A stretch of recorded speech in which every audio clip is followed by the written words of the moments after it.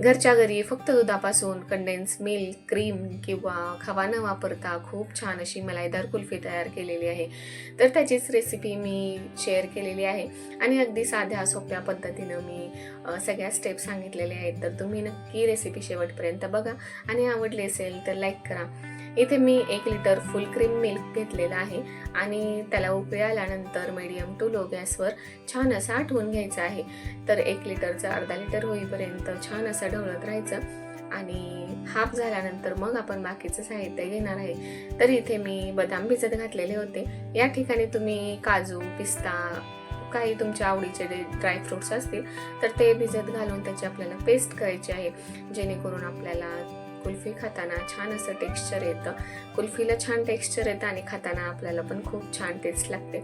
इथे मी बदामची साल काढून घेतलेली आहे आणि ते असं थोडंसं जाडसर असं बारीक करून घेतलेलं आहे, थोडंसं दूध टाकून. इथे बघू शकता तुम्ही आपलं दूध बऱ्यापैकी आटलेलं आहे आणि आता यामध्ये आपण मिल्क पावडर आणि वेलची पावडर वगैरे घालून घेणार आहे. इथे मी 1 पॅकेट आहे ते मिल्क पावडर ॲड केलेलं आहे, नंतर वेलची पावडर घातलेली आहे आणि माझ्याकडे हे बदाम आणि वेलची पावडरचं 1 पॅकेट होतं. तर हे ऑप्शनल आहे, तुमच्याकडे असेल तर घालू शकता. माझ्याकडे होतं म्हणून मी ॲड केलेलं आहे. तर यामध्ये काय बदाम आणि वेलचीच पूड आहे.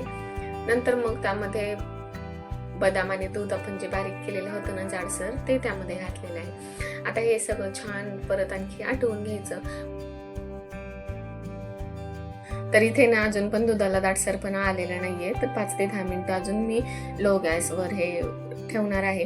तर तुम्ही इथे ना कढई किंवा असं पसरट काहीतरी भांडं घ्या, जेणेकरून सगळं साहित्य मिक्स करता येईल. माझ्याकडून मी इथे पातेलं यूज केल्यामुळे ना थोडंसं मला दूध आठवायला हे झालं होतं. तर तुम्ही कढई वगैरे यूज केली तर बरं होईल. आता बघू शकता तुम्ही जराशी दाटसरपणा आलेला आहे. आता यामध्ये आपल्याला साखर घालायची आहे.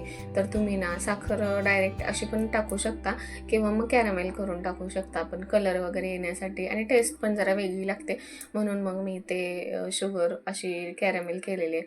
नंतर मग थोडीशीच घेतलेली आहे, कारण की ऑलरेडी मिल्क पावडर आणि ते वेलची पावडर बरोबर थोडीशी शुगर होती, मग जास्त पण गोड होईल म्हणून मग मी थोडीशीच साखर अशी कॅरामेल करून घेतलेली आहे. तर फक्त साखर वितळेपर्यंतच गॅस चालू ठेवायचा, नाही तर मग त्याला जास्त कलर आला की मग टेस्ट वेगळी लागते. तर अशा पद्धतीने मी कॅरामेल करून त्यामध्ये ॲड केलं आणि हे लगेच मिक्स करून घ्यायचं, नाही तर मग त्यामध्ये गाठी होऊ शकतात किंवा मग तुम्ही अशी जरी साखर टाकली तरी पण छान होतं. तर अशा पद्धतीने बघू शकता आता छान असा दाटसरपणा आलेला होता आणि आता हे मी थंड करून घेतलेलं आहे. तर हे थंड झाल्यानंतर बघू शकता तुम्ही किती दाटसरपणा आलेला आहे. तर एकदा तुम्ही हे ना मिक्सरमध्ये फिरवून घेऊ शकता, जेणेकरून सगळं एकजीव होईल. तर मी फक्त थोडंसंच फिरवून घेतलेलं आहे आणि तुमच्या मग कोणते मोल्ड असतील कुल्फीचे किंवा हे तर ह्यामध्ये घालू शकता. तर अशा पद्धतीने मी हे सगळं छान असं भरून घेतलं आणि पॅक करून नंतर फ्रीजरमध्ये ठेवणार आहे. तर हे मी संध्याकाळच्या टायमिंगला केलेलं होतं.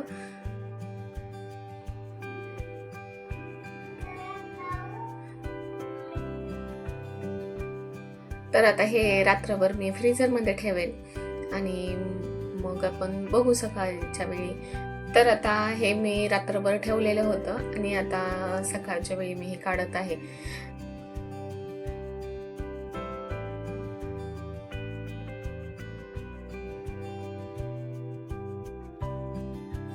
तर बघू शकता तुम्ही किती छान असं टेक्स्चर आलेलं आहे आणि आपली कुल्फी पण छान अशी तयार झालेली आहे.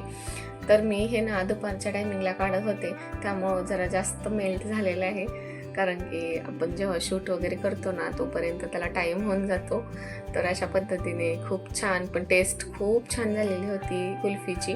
नंतर मग याच्यावरती ना आपण ड्रायफ्रूट्स वगैरे स्प्रेड करून छान अशी कुल्फी तयार करू शकतो. तर बघू शकता तुम्ही किती छान कुल्फी तयार झालेली आहे. तर तुम्हाला आवडली का ही रेसिपी? आणि आवडली असेल तर व्हिडिओला लाईक करा आणि शेअर करा. सबस्क्राईब केलं नसेल ना तर नक्की सबस्क्राईब करा. बाय.